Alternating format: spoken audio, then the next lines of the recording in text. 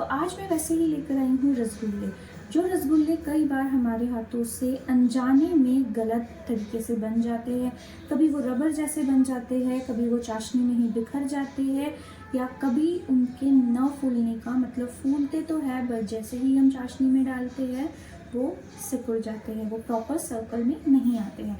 तो इसके लिए आपको करना क्या है, सबसे पहले जब आप छेने की तैयारी करें तो छेना बनाते वक्त आप इस एक चीज़ का ध्यान रखें कि उसके अंदर सिरका या नींबू का रस तब डालें जब गैस बंद हो जाए और 1 से 2 मिनट के लिए उसका टेम्परेचर थोड़ा डाउन हो जाए, तब आप उसके अंदर सिरका डालिए। अगर आपने उबलते हुए पानी में उबलते हुए दूध में यदि आपने सिरका डाल दिया तो उसका छेना जो है वो रबर जैसा बनेगा। टिप नंबर 2, अगर आप जब उसका डो प्रिपेयर कर रहे हैं, अगर आपने छेना ठीक तरीके से बना दिया लेकिन जब आप डो प्रिपेयर कर रहे हैं तो आपको यहाँ पे हमको आपके पाम का यूज़ करना है और पाम से उसे अच्छी तरीके से इस तरह से आपको मैश करना है। उसके अंदर कोई भी ग्रेन नहीं रहना चाहिए, कोई लम्स नहीं रहना चाहिए, कोई गुठली नहीं रहनी चाहिए।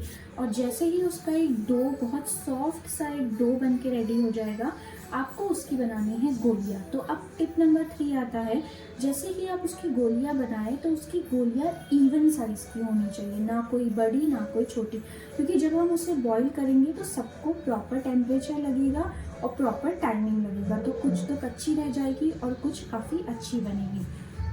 अब आते हैं टिप नंबर 4 के ऊपर। टिप नंबर 4 ऐसा है कि आप जब लोई बनाएं तो लोई बनाते वक्त उसे ज़्यादा प्रेशर देकर ना बनाएं, थोड़े हल्के हल्के हाथों से आपको उसकी लोई बनानी है और उसे हल्का सा प्रेस कर देना है, बस।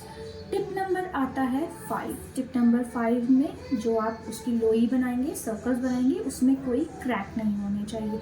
अगर उसमें क्रैक रहा तो आपके जो रसगुल्ले हैं वो बिखर जाएंगे, टूट जाएंगे, कोई काम के नहीं रहेंगे। अब यहाँ तक आपने सारी प्रोसेस बराबर कर दी है, कोई बात नहीं, सब कुछ बढ़िया है, सब कुछ अच्छे से चल रहा है। अब आ जाते हैं चाशनी पे।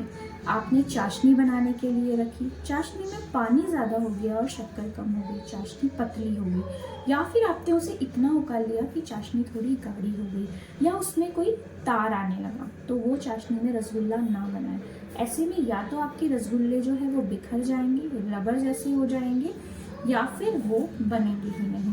अब बात करते हैं चाशनी की कंसिस्टेंसी किस तरीके से होनी चाहिए। चाशनी की कंसिस्टेंसी ना ही ज़्यादा पतली होनी चाहिए, ना ही ज़्यादा गाढ़ी होनी चाहिए, एकदम मीडियम कंसिस्टेंसी में आपकी चाशनी होनी चाहिए। शक्कर घुल जाए इस तरीके की। आँच जो है वो मीडियम फ्लेम होनी चाहिए, एकदम हाई फ्लेम पे नहीं करना है। अब आते हैं रसगुल्ले किस तरीके से डालना है। जैसे ही उसके अंदर एक अच्छा सा बॉईल आने लगे, आप उसके अंदर धीरे धीरे करके रसगुल्ले डालेंगे और रसगुल्ले डालने के बाद आप देखेंगे कि रसगुल्ला फ्लोट कर रहा है, नीचे चिपक नहीं रहा है, रसगुल्ला फ्लोट कर रहा है और उसके ऊपर एक फोम आ रहा है। अगर रसगुल्लों के ऊपर फोम आता है तब जाके रसगुल्ले अच्छे से फूलेंगे और उसके अंदर अच्छे से चाशनी होगी। अब बात करते हैं कि रसगुल्लों को चलाना होता है कि नहीं चलाना होता है। तो नहीं, अगर आप रसगुल्लों को बीच बीच में ज़्यादा चलाते रहेंगे तो रसगुल्ले टूट जाएंगे। और हाँ, हमें रसगुल्लों को ज़्यादा भी कढ़ाई के अंदर नहीं भर देना है, मतलब ज़्यादा अगर आप कढ़ाई के अंदर रसगुल्ले कर देंगे तो वो फूल नहीं पाएंगे, उस वजह से भी आपके रसगुल्ले पूरे टूट जाएंगे। कम रसगुल्ले डालिए कढ़ाई के अंदर, अच्छी ज़्यादा स्पेस दीजिए उन्हें फूलने के लिए। रसगुल्ले इतने छोटे साइज़ के रहे तो वो इतने बड़े मतलब डबल इन द साइज़ हो जाते हैं। अब आते हैं कि यहाँ तक भी सब कुछ बढ़िया था लेकिन उसके बावजूद भी रसगुल्ले फूले नहीं, तो कई बार दूध की वजह से भी रसगुल्ले नहीं फूलते हैं।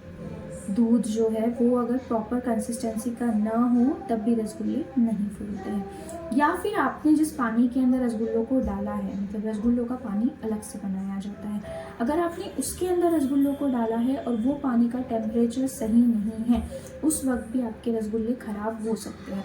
तो पानी जो है वो एकदम नॉर्मल ठंडा होना चाहिए। जब गरम गरम रसगुल्ले उसके अंदर डालें तो वो टेम्परेचर को जो है वो बराबर करके रखें और रसगुल्लों को हमें इस तरीके से पटकना नहीं है उसके अंदर की, कढ़ाई में से निकाला और ऐसे पटक पटक के डालिए। धीरे धीरे आप रसगुल्ले डालिए, रसगुल्ले इस तरीके से टूटेंगे नहीं।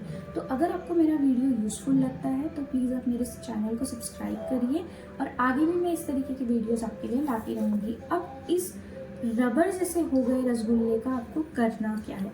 तो इसके लिए आप मेरी नेक्स्ट वीडियो को देखिए। Please, thank you.